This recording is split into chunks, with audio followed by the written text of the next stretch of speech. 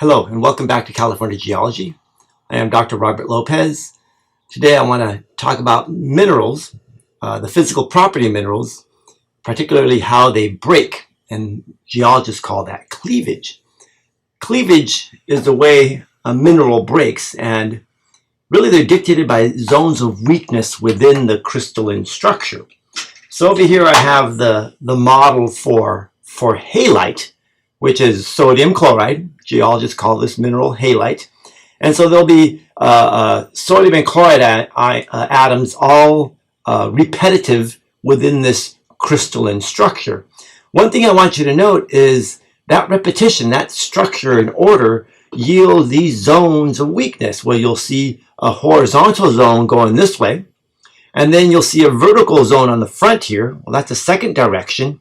And then the third one would be on this other side. So there's one vertical one on this side, a vertical direction on this front face, and then the horizontal. And I kind of think of it like you're looking at the edge of a box here, right? You got the top and the two sides, which gives us the three directions. So halite should be a mineral, a crystalline structure that has three directions of cleavage, right? And so if we look at a big cube of halite that I have right here, note that it does have this, think of that box again. Here's my corner and the three sides, right? So it has the horizontal, one vertical, second vertical, right? And one of the key things about cleavage is you want to see that repetitive planar direction, right? I always have down here, the key is to see repetitive steps, right? And so as light shines along from a light source, it should bounce off and reflect at the same angle, at all of these different levels, so your eye will catch that light simultaneously. Now in this case, you can see in this large crystal, we have the various steps coming down here. In fact, there's you can think of them as ledges. There's a big ledge down over here, right? So here's an example of a mineral that has three directions of cleavage, or the way it breaks. In fact, one of the questions I have in the study guide is, how do we characterize cleavage? And we do it in three ways, right? Let's put three ways here. The first, we look at the number of cleavage directions.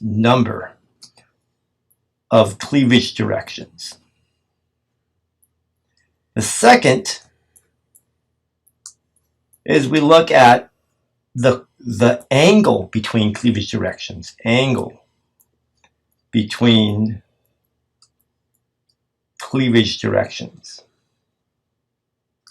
And then finally, the last one is that we look at the quality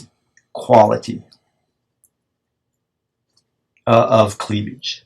Some may have cleavage better in one direction than in another, right? One may have cleavage in one direction better than the other. So let's go back and look at our halite. So halite has a nice three directions of cleavage, but note that for halite, we're going to see them at about 90 degrees. In fact, we call that a cubic cleavage. Very typical of halite. We also saw galena had that as well. Now, calcite is an example of a mineral that has three directions of cleavage as well. So think of our box again. We'll look at this corner here. There's one, two, three directions, and you can see the various steps coming down here, right? The different levels. Here's a good example. Different levels right here, so that we know we have a direction there.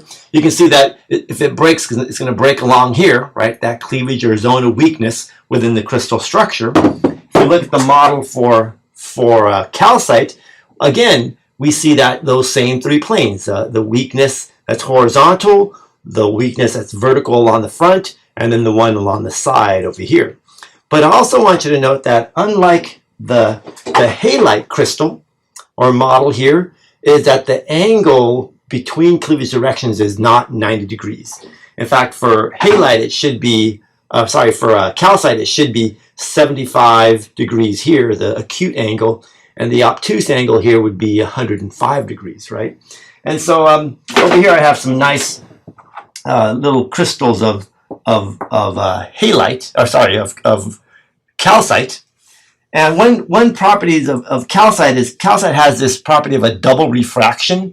So you can see that in this image, I see 2 letter C's and 2 letter I's because the light is being broken into 2 separate rays. So you see a double image, so to speak. So we call this type of cleavage a rhombus or rhombohedral cleavage, whereas our halite had a cubic cleavage.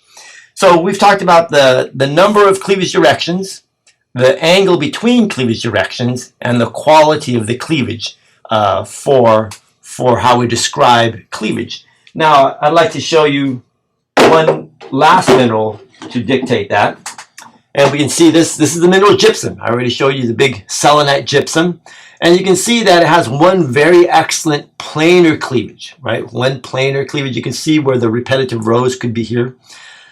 But I can see that there's some other directions that are not as nice. In fact, it does have 3 directions, 1, 2, and 3. And if I look carefully, I can see that there's a break starting to form here that is going to be parallel to the bottom and the top of this mineral. And then there's another break in here showing their parallels to the sides. So this is another example of a mineral with 3 directions of cleavage, except in this case, one is excellent, the other 2 are not as good. So that's an example of how we're describing this cleavage. Now, let's look at the different types of cleavage patterns we have, right? So the first one is called basal, and that's typical of the micas. And here we have a very large biotite mica, and biotite mica will have these planes here, right? These planes, and it'll crack in these. You could even pull some. In fact, a piece just fell off there. A basal planar cleavage, right? And that's because this is one of those sheet silicates. Now, for prismatic cleavage, I showed you one of those. That's our example of potassium feldspar. Feldspars have that.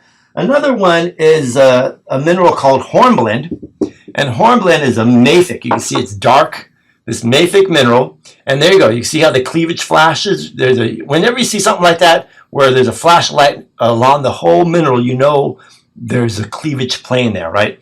So hornblende is an example of a crystal with a prismatic cleavage. But this cleavage, look at you can see the steps going down here, right? You can see the steps coming down.